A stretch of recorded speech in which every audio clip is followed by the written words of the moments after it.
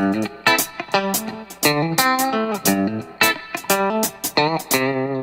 this video, we're going to look at Arri Skypanel S60-C. Now, the Skypanel series, they've definitely become the industry standard in its form factor, and that is a soft LED panel light. Now, there's a whole bunch of reasons why the Sky panels are the industry standard, or at least one of the industry standards. But for me, we started using these a couple of years ago, primarily because of the output. Back then, it was definitely the brightest soft LED light available, and I think it actually may still be the brightest, or one of the brightest soft LED lights that's commonly available. So let's cut right to the chase, and let's measure the output from this S60-C. Now, to measure the brightness of the light, I'm going to do my standard test, and I'm going to place the light emitters precisely 10 feet away from our light meter, and we're going to measure in foot candles, and we'll also do a conventional light reading on this one. Okay, now, so with the standard diffusion on the Sky panel, the intensity set to 100%, and the color temperature set to 5600 degrees Kelvin, we have 100 foot candles. We're measuring 100 foot candles at 10 feet away from the unit. Now, I did test it earlier, and I went down to 3200 degrees Kelvin, and then all the way up to 10,000 degrees Kelvin in steps, and it really never got brighter than 100 foot candles.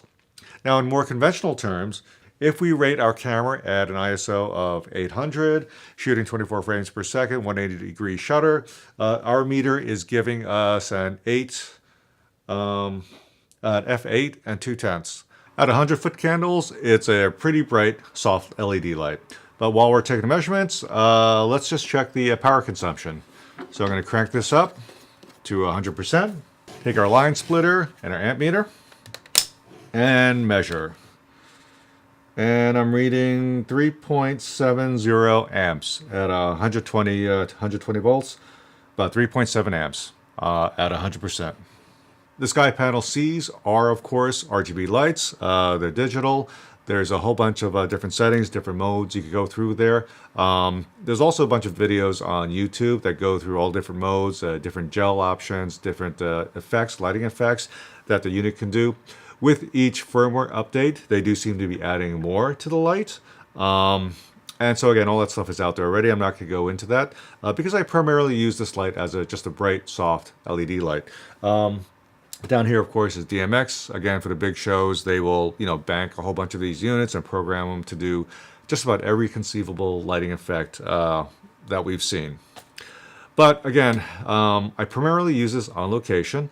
And next, we'll just look at different accessories that are available to us to make it a little easier to use.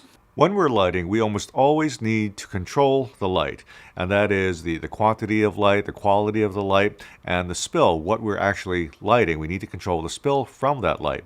Now, soft sources like this, of course, they're soft because they scatter light everywhere, and we almost always need to control the soft source.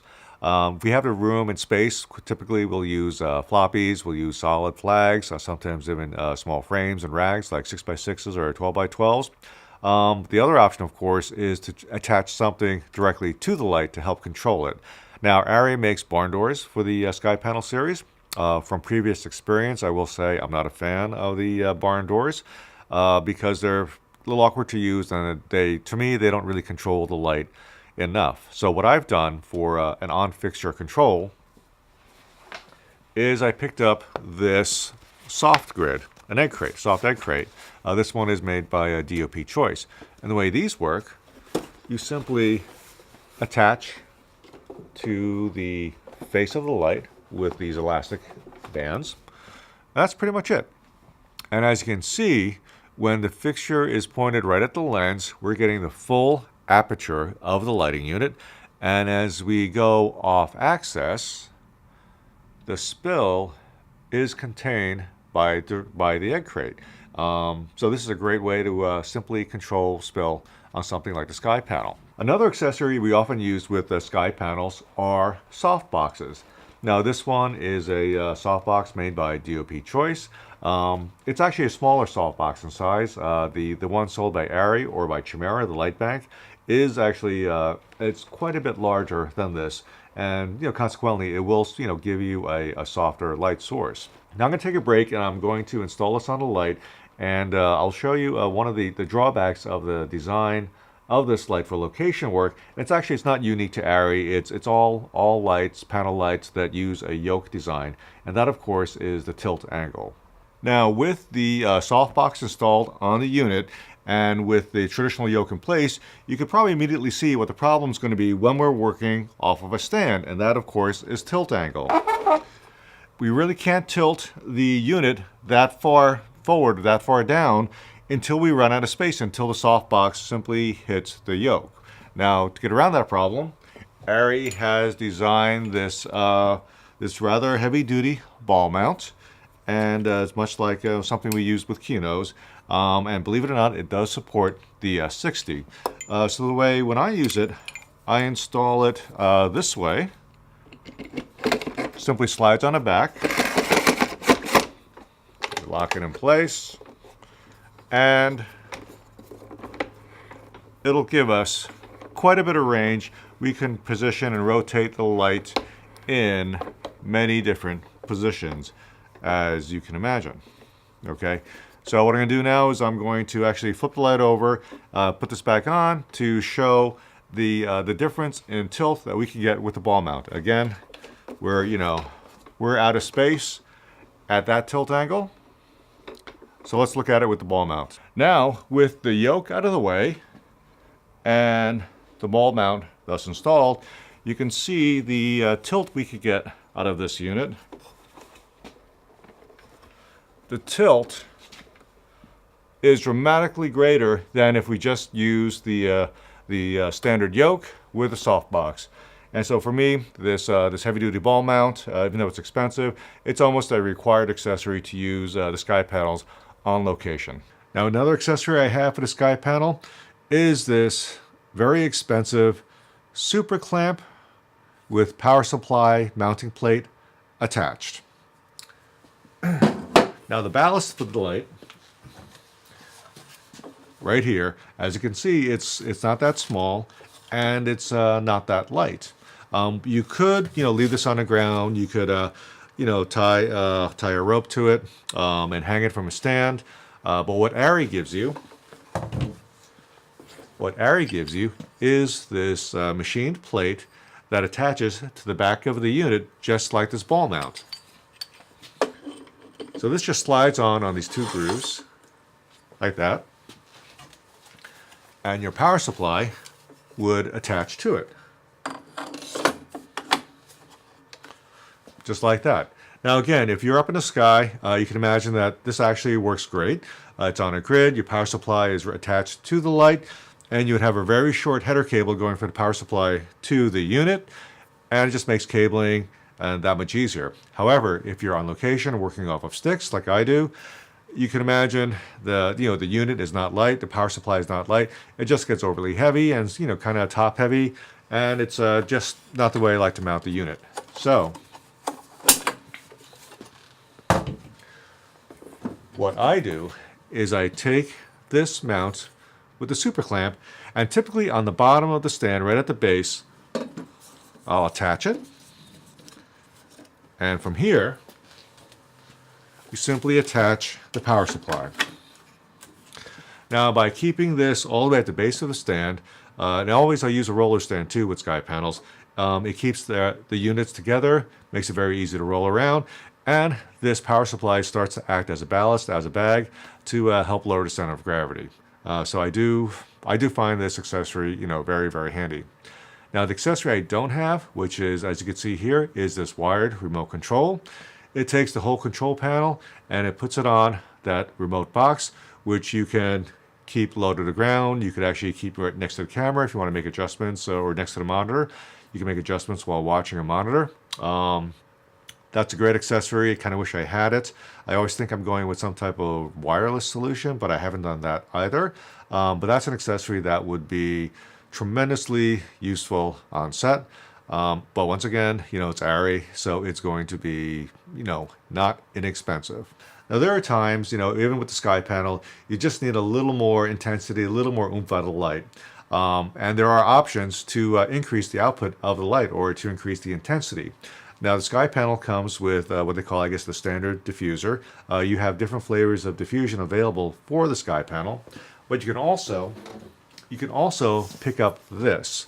This is what they call an intensifier, and it's a piece of plastic, and it has a bunch of lenses, a bunch of tiny lenses on it to help focus the light and increase the intensity. Now, when I meter it, I usually get between 40 to 50% more output from the Skypanel when using the intensifier. And to use it is simple. You just take out your diffusion,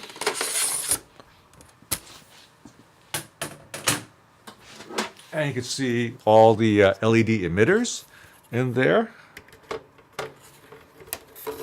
And you simply install your intensifier for a 40 to 50% increase in intensity on the light.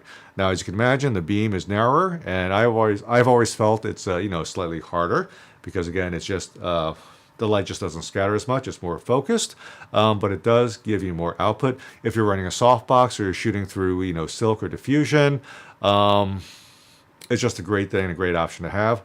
Unfortunately, like everything Arri, it's not inexpensive, and you do have to pay for it. Okay, now with the intensifier in place, I am measuring 140 foot candles, or an increase of basically 40% in intensity by taking out and switching out the standard diffusion for the intensifier.